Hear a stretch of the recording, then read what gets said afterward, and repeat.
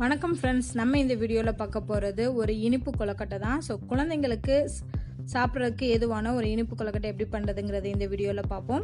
So இதுக்கு தேவையான பொருட்கள் பார்த்தீங்கன்னா ரெண்டு பொருட்கள் தான் மெயின் இன்க்ரீடியன்ட்ஸ். ஒன்று வந்து பார்த்திங்கன்னா அரிசி மாவு. ஸோ அரிசி மாவு வந்து 200 கிராம் எடுத்திருக்கேன். அதே அளவு 200 கிராமுக்கு நீங்கள் தேவையான வெல்லம் எடுத்துக்கோங்க.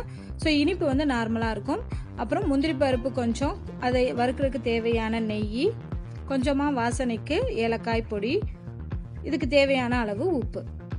ஸோ முதல்ல நம்ம என்ன பண்ண போகிறோம் அப்படின்னா, வெல்லத்தை ஒரு பவுலில் கொட்டிக்கோங்க. ஸோ இந்த வெல்லம் மூழ்கிற அளவுக்கு மட்டும் கொஞ்சமாக தண்ணி ஊற்றி அடுப்பில் வச்சு கரைய விடுங்க. ஸோ கம்பி பதம் எதுவும் வர வேண்டாம், இந்த வெல்லம் கரைஞ்சா மட்டும் போதும். அந்த அளவுக்கு அடுப்பில் வச்சு ஹீட் பண்ணுங்கள். இந்த சமயத்தில் நம்ம மாவை வந்து ரெடி பண்ணிடலாம். அரிசி மாவை ஒரு பவுலில் கொட்டிட்டு அதுக்கு தேவையான அளவு உப்பு சேர்த்துக்கோங்க. இதுக்கு வந்து பார்த்திங்கன்னா சுடு தண்ணி தான் யூஸ் பண்ணணும். ஸோ தண்ணி வந்து லேசாக அந்த பபுள்ஸ் வர ஆரம்பிக்கும் இல்லையா, அந்த அளவுக்கு சூடு இருந்தால் போதும். அதை வந்து நம்ம மாவில் கொஞ்சம் கொஞ்சமாக சேர்த்து ஆட் பண்ணி சப்பாத்தி மாவு பதத்துக்கு வந்து பிடிக்க போகிறோம். நிறைய ஊற்றிட்டீங்க அப்படின்னா வந்து தண்ணி அதிகமாகிடும். ஸோ நமக்கு சப்பாத்தி மாவு பதம் வராது. அதனால் கொஞ்சம் கொஞ்சமாக ஆட் பண்ணி அந்த மாவை பிசைஞ்சு எடுத்து வச்சுக்கோங்க. ஸோ இப்போ மாவு ரெடி ஆயிடுச்சு. இது 10 நிமிஷம் வந்து கொஞ்சம் நேரம் ஊறட்டும். அதுக்குள்ளே பார்த்தீங்கன்னா கரைஞ்சிருக்க இந்த வெள்ளைப்பாக வடிகட்டி எடுத்துக்கலாம். ஏன்னா அதில் கொஞ்சம் கல் மண்ணெல்லாம் இருக்கிறதுனால வடிகட்டி எடுத்தாச்சு. இப்போது ஒரு பிளேட்டில் எண்ணெய் தடவிக்கோங்க. கையிலையும் கொஞ்சம் எண்ணெய் தடவிக்கோங்க. அப்போ தான் நமக்கு உருட்டுறதுக்கு கொஞ்சம் ஈஸியாக இருக்கும். இப்போ நம்ம எடுத்து வச்சுருக்க மாவில் கொஞ்சமாக எடுத்து அதை இந்த மாதிரி உருட்டிட்டு கொஞ்சம் கொஞ்சமாக எடுத்து ரவுண்ட் ஷேப் கொண்டு வர போகிறோம். உங்களுக்கு என்ன ஷேப் வேணுமோ அந்த ஷேப்புக்கு நீங்கள் வந்து கொண்டு வரலாம். நான் வந்து கொழுக்கட்டை அப்படிங்கிறதுனால ரவுண்டாக வந்து போட்டிருக்கேன். ஸோ இதே மாதிரி எல்லா மாவையும் நம்ம ரவுண்டாக எடுத்து வச்சுக்கரலாம். ஸோ நம்ம வீட்டில் இருக்கக்கூடிய குட்டீஸ்க்கு இந்த மாதிரி வேலைனா ரொம்ப பிடிக்கும். ஸோ அவங்கள சமையலை இன்க்ளூட் பண்ணுறதுக்கு இது ஒரு நல்ல வழி. ட்ரை பண்ணி பாருங்கள்.